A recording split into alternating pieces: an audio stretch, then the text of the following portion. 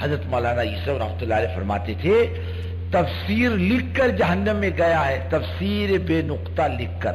پورے قرآن کی تفسیر لکھی، ایک حرف ایسا نہیں لایا جس پر نقطہ ہو، بے نہیں، جیم نہیں، دال نہیں، زے نہیں، نون نہیں، ایسے بالکل ایک حرف نہیں لایا.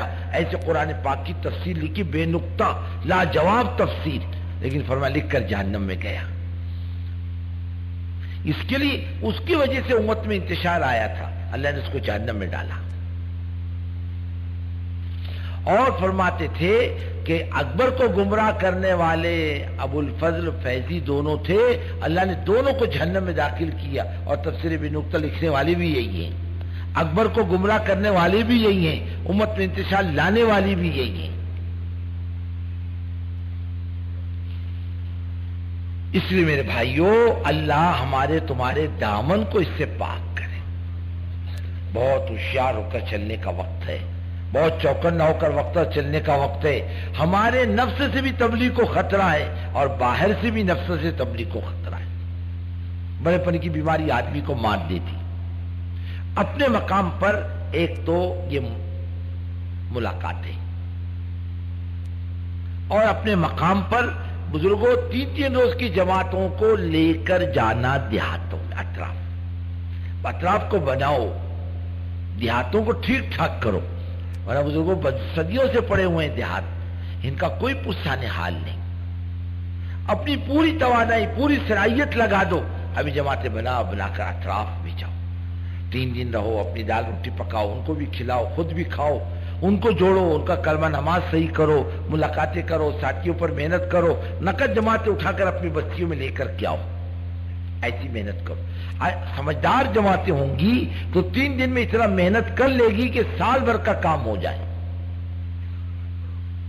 مسجد و جماعت پکی کرنا، گشت کو دھکا دینا، تعلیم کی ترغیب دینا، 3 روز کی جماعتوں کا نظام بنانا. کام بڑھاؤ، فکروں کو بڑھاؤ، قربانیوں کو بڑھاؤ. راہوں کی کھولنے والی ذات صرف اللہ کی ہے. اور یہ جو تعلیمیں ہیں فضائل کی، اس کو اپنی مسجدوں میں، اپنے گھروں میں زندہ رکھو. حضرت جی رحمۃ اللہ علیہ آخری دور میں فرماتے تھے مسلمان کا کوئی گھر نہ بچے جس میں فضائل کی تعلیم نہ ہو. ہماری ماں بہنیں تسبیح و تلاوت کا اہتمام، نماز کا اہتمام نہ کرے. ایسا ماحول بناؤ اپنے گھر کا. اور فضائل کا تعلق جو ہے وہ ایمان سے، اور ایمان کا تعلق اعمال سے. اور فضائل کی تعلیم کو معمولی مت سمجھو، اس سے جذبات بنتے ہیں، مزاج بنتا ہے، طبیعتیں بنتی ہیں. اگر آدمی فضائل کا سننا چھوڑ دے، آہستہ آہستہ طبیعتوں کی صلاحیت بھی دب جاتی ہے، عمل کا شوق کم ہو جاتا ہے، یہاں تک کہ آدمی نماز سے بھی دور نکل جاتا ہے. اس کو بہت توجہ کے ساتھ سنو، گھر کا ماحول بناؤ. یہ بیچاریاں عورت، ان کو اللہ کی بات کوئی بھی نہیں کہتا، یہ بالکل کوری، دور دور تک بیچاریوں کی زندگی میں دین نہیں، وضو نہیں، غسل نہیں، پاکی نہیں، ناپاکی نہیں، نماز نہیں، تسبیح تلاوت کا رواج نہیں. بیچاریاں کچھ نہیں جانتی. 70 سالیں عمر زندگی کے بیت گئے، شاید زندگی میں ان عورتوں نے کبھی سجدہ کیا ہو. ہم اللہ کو کیا جواب دیں گے؟ یا ایھا الذین آمنوا قوا انفسکم واہلیکم نارا، اپنے آپ کو، اپنے خاندان کو، ایمان والو، جہنم کی آگ سے بچاؤ. کیا مطلب؟ ان کو دین کے راستے پر ڈالو. عورت تو آدھا دین ہے نا. پہلا کلمہ پڑھنے والی عورت، جان دینے والی عورت، مال دینے والی عورت، اولاد دینے والی عورت. سب سے پہلے زمین میں عورت کا خون چکا اللہ کے نام پر. حضرت سمیہ رضی اللہ تعالیٰ عنہ، اس کا حق ہے. حضرت خدیجہ رضی اللہ تعالیٰ عنہ کے بارے میں آتا ہے عورت عرب کی مالدار ترین عورت. حضور پاک صلی اللہ علیہ وسلم نے ان کے پاس کام کیا ہے ایک زمانے میں حصے داری پر، اتنی مالدار. آپ صلی اللہ علیہ وسلم کے نکاح میں آئیں، اور جب خدا کا پیغام آیا سب کچھ لا کے حضور پاک صلی اللہ علیہ وسلم کے قدموں میں رکھ دیا. حضور سب اللہ کے دین کے لیے.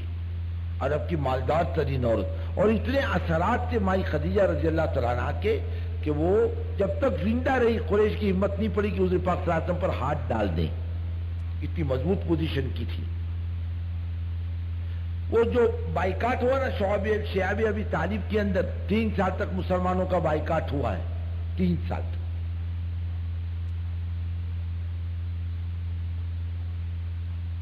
اس میں عمر زیادہ ہو گئی تھی، ذوف آ گیا تھا، 65 سال کی عمر ہو گئی تھی، بلکہ بڑھ گئی تھی شاید، آج صلی اللہ علیہ وسلم 50 کے، یہ 65 کی، آ کے بستر سے لگ گئی۔ روایتوں میں آتا ہے بدن پر کپڑا بھی ڈھنگ کا نہیں تھا،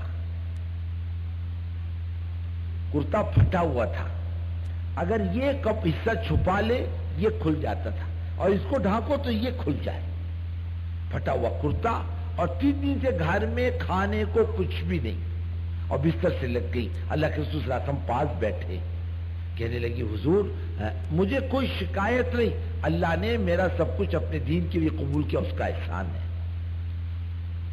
ایک بار حضرت عائشہ نے کہا حضور بڈھی کو کیا بار بار یاد کرتے ہیں، اللہ نے آپ کو کتنی اچھی بیویاں دی، پر میں عائشہ ایسی بات مت کر، اس کی جان مال نے مجھے بہت نفع پہنچایا، اور اللہ کا نظام بھی تو دیکھو، ایک حضرت ابراہیم کو چھوڑ کر باقی تمام اولاد حضرت خدیجہ رضی اللہ تعالیٰ عنہ سے ہوئی، اور اللہ کی ان کی قربانیاں اتنی پسند آئی، غالباً کسی بزرگ کا قول حدیث تو میں نے دیکھی نہیں، جس گھر میں خدیجہ نام کی اور لڑکی ہو وہ بابرکت گھر ہے، نام میں برکت رکھتی، کہ ان میں دین نہیں آنا چاہیے،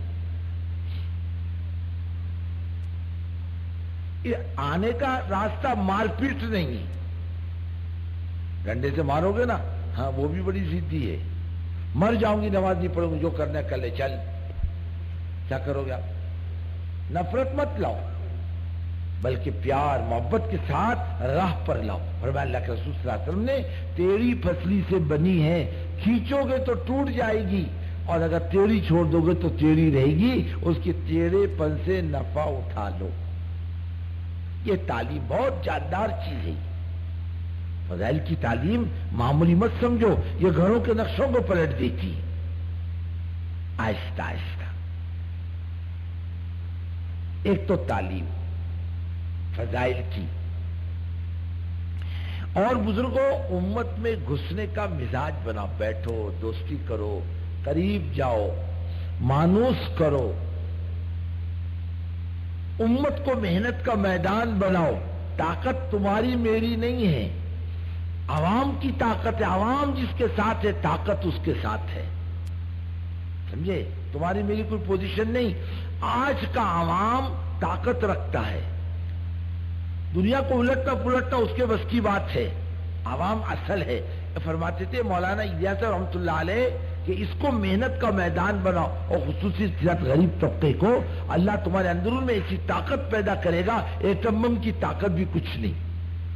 غریب طبقے کو محنت کا میدان بناؤ، جاؤ، بیٹھو، گھسو، دوستی کرو، اپنی جیب سے انہیں چائے پلاؤ، وہ چائے پلائے تو ان کی چائے پیو، غریب ہے۔